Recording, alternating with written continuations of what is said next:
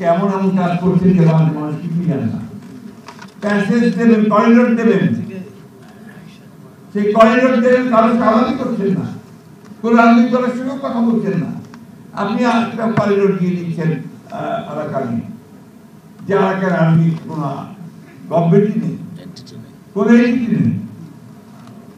যদি দেওয়ার প্রয়োজন হয় 100 বার দেব, মানবতাকে যে সাহায্য করতে হয় সাহায্য করবো, কিন্তু আপনি তো দেশের জনগণকে নিয়ে সেটা করবেন, রাজনৈতিক দলগুলোর সঙ্গে আলোচনা করে করবেন, কোনো আলোচনা করা হয়।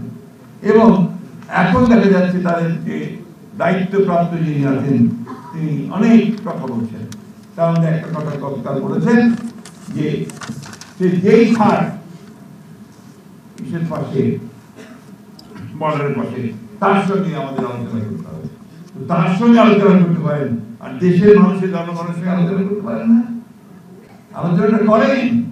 আমরা তো দেশের স্বার্থে, স্বাধীনতার স্বার্থে, গণতন্ত্রের স্বার্থে, স্বাধীনতা রক্ষার স্বার্থে আমরা কখনোই তো বাধা নয়, বরং আমরা সামনে এসে দাঁড়াবো। প্রাণ তো আমরাই নেই, লড়াই তো আমরাই করি। সেই জায়গায় অনুরোধ করবো, দয়া করে বাংলাদেশের মানুষকে আন্ডারস্টিমেট করবেন না। এখানে কিছু কিছু পণ্ডিত, আপনার একাডেমিশিয়ান সবাইকে বসে যদি মনে করেন যে ইম্পোজ করে দিতে পারবে কোনো কিছু, যেটা এই মানুষের পক্ষে যাবে না, সেটা কোনোদিনই করতে পারবেন না। আমরা এখানে কি করছি, কিন্তু এমন কোনো কাজ করবেন না যা জাতির বিরুদ্ধে যাবে, বাংলাদেশের মানুষের বিরুদ্ধে যাবে। এমন কোনো কাজ করবেন না যেটা বাংলাদেশের মানুষের জন্য উপযোগী হবে না।